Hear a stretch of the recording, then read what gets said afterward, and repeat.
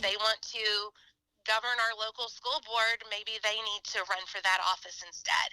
To undermine that experience and that passion and that care for political gain and a few cheap points at the ballot box is just really the worst of what politics has to offer.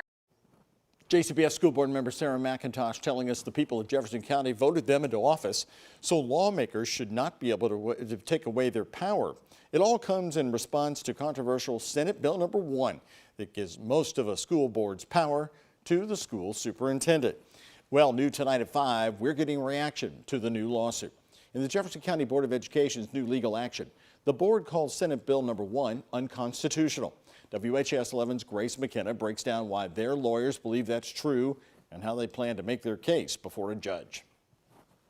JCPS is the largest school district in the state, but should its school board be governed by different rules? It's the chief question at the heart of the Board of Education's new lawsuit, taking aim at legislation passed this session. Senate Bill 1 faced a veto, an override, and now a lawsuit from the Jefferson County Board of Education. The fact that this is part of the legislation isn't a real big surprise.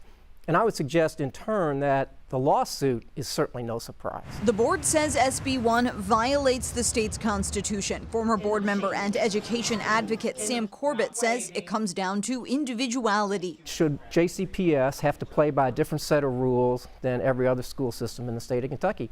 I think the elected school board would say no. SB 1 shifts significant power from school boards to superintendents. David Takaw, JCBE's lawyer, says it also singles out JCPS because of local government structure in Jefferson County. He argues that violates the state constitution. These rules will significantly shift the duties and responsibilities that the elected members of the board were elected to provide. The lawsuit filed this week challenges measures barring JCBE from meeting more than once a month and requiring a supermajority in some votes. And making it so that the minority can control the decisions is sort of fundamentally not the will of the people. Education Commissioner Jason Glass would be charged with referring violations to prosecutors. In a statement, a spokesperson wrote, given the constitutional provision, the JCBE presents a question that deserves review.